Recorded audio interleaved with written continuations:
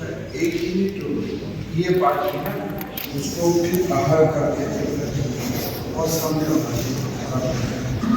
जो पहले जो था वो जमीन के लिए कटा प्लीज ऑर्डर दीजिए सर।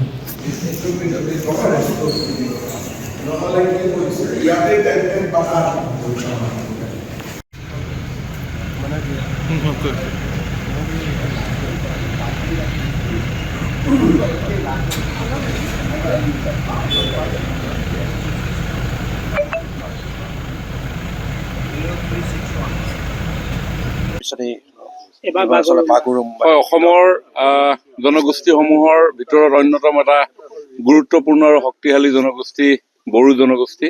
আৰু বড়ো জনগোষ্ঠীৰ লোকনৃত্য বাগৰুম্বা, মাননীয় মুখ্যমন্ত্ৰী ডক্টৰ হিমন্ত বিশ্ব শৰ্মা ডাঙৰীয়াৰ চিন্তা, যেনেকৈ আমি বিহুক বিশ্ববাসীৰ আগত পৰিচয় কৰি দিয়াৰ প্ৰয়াস কৰিছিলোঁ, ঝুমুৰক যেনেকৈ বিশ্ববাসীৰ আগত আমি পৰিচয় কৰি দিয়াৰ প্ৰয়াস কৰিছিলোঁ, তেনেধৰণে এই আদিম অসমৰ জনগোষ্ঠীটোৰ লোকনৃত্য বাগৰুম্বাকো আমি সমগ্ৰ বিশ্ববাসীৰ আগত তুলি ধৰাৰ এটা প্ৰয়াস তেখেতে মনতে পুহি ৰাখিছিলে।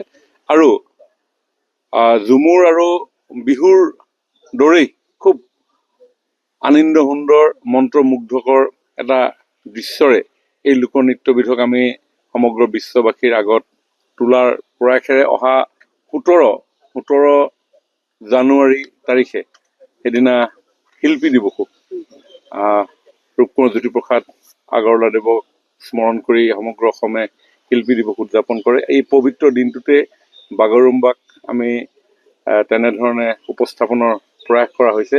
মাননীয় প্ৰধানমন্ত্ৰী নৰেন্দ্ৰ মোদী ডাঙৰীয়াই এই অনুষ্ঠানত তেখেতৰ উপস্থিতিৰে আমাক এই অনুষ্ঠানটোৰ সুস্থ বৃদ্ধি কৰিব।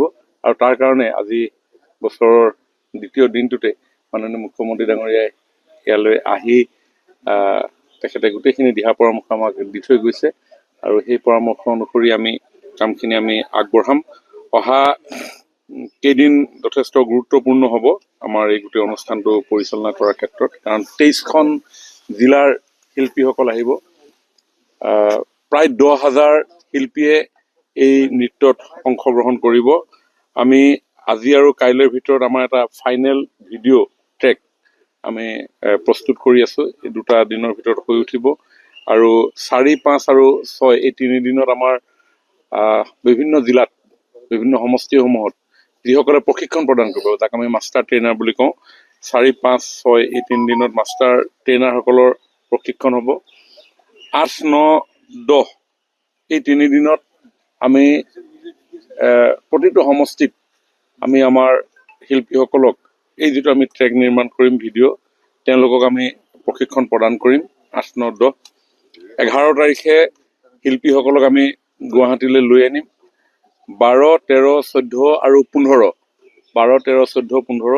এই সৰুসজাই ফিল্ডত সমগ্ৰ অসমৰ সকলো শিল্পীক লৈ আমি একেলগে আমি ৰিহাৰ্চেল কৰিম, যাতে খুব সুন্দৰভাৱে তেওঁলোকে অনুষ্ঠানটোত গোটেই কথাখিনি বুজি পায়।